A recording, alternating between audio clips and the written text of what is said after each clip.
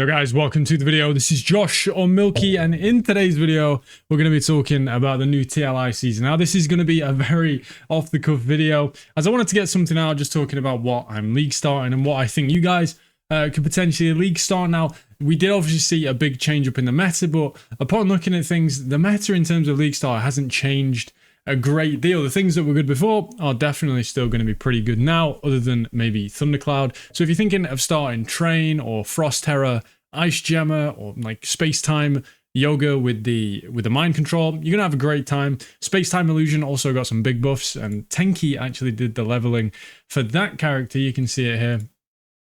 And I heard very, very good things, and you get some cool set bonus and everything like that. One thing you'll notice about the leveling guides, if you're looking through, is yeah, they all use a lot of their set bonus. And that's basically because the guides obviously are only take you up to a certain point.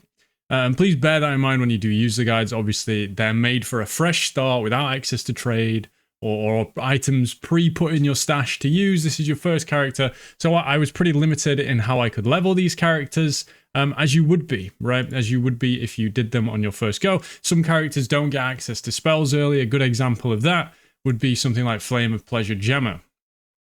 A very strong hero in the end game, even though her builds are fairly limited, but she does start the game pretty much exclusively with attacks, and you're not going to drop anything in terms of spells. So something like this, I did go with attacks, but if you wanted to play this, obviously you can level up as Ground Shaker, and then if you want to swap onto the more Path of Flame build, you'd have to do that later on. So we'll first talk about my start, and what I'm going to be starting is, if I can find it on the page, Lightning Shadow Erika, the new character. Why not? It's going to be fun. And now I'm not sold exactly where I want to take this in the end game. Having tried it out, I do know that there are some things we need to figure out in terms of the automation of the character, because this character does feel like it was built for the new automation skills. And why I'm saying that is her hero traits in general. So we'll come down to the hero trait section. We've got something like Lightning Fast.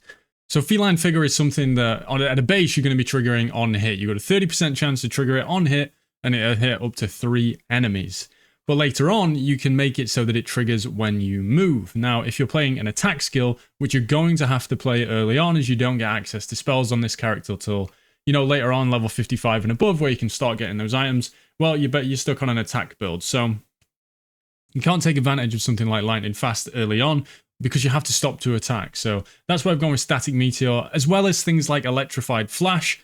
This basically makes it so you will add lightning damage to your attacks and spells based on your amount of base shock damage, which this is a huge amount of damage, but you have to be scaling that base shock. So if you're going to play this character, bear in mind that early on, the better option, for me at least, I think is going to be Thunder, just to get started, as it's a more guaranteed return. You know, you're getting that up to 50% additional damage. The amount of damage you're going to get from this is probably closer to about 20 early on, based on how much base shock you have. Obviously, it does work with percent modifiers to base shock as well. So bear that in mind if you're going to play a character like this. Now, one thing that cropped up when this character was shown is obviously this idea that we're shocking ourselves. How are we going to deal with that damage? And my answer to you is quite simple. There's a relic that makes it so you cannot become immune to shock. But when you are considered immune to shock, you instead become immune to shock damage. So this is the one that is going to make it so we can scale our shock as much as we want and not be concerned about passing away. I went with Thunder Spike basically because that's what a set bonus is based around. I tried Thunder Slash, I tried Ground Shaker. Like I said, we are stuck on attack leveling, and I just found this to be the most fun one to go through with. It was very strong. You know, you get access to some really strong items early on in the troves. Troves are something you're definitely going to want to farm, as they give access to some insane leveling items. Omniscient Prototype, you just get 110 energy for free. Lonesome, you're going to get a ton of added flat damage. Pentagram, Astrolabe, the same thing.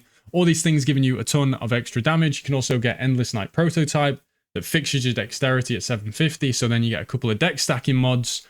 And also you've got this increased damage mod on here.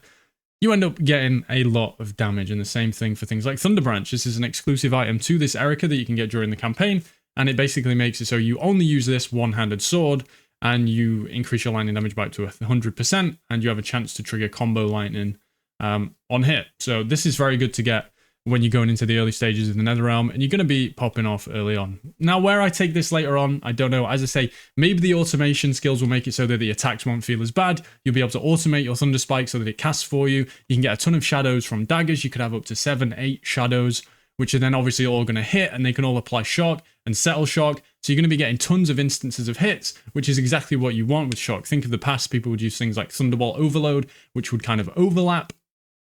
So you can apply and settle a lot of shocks at once.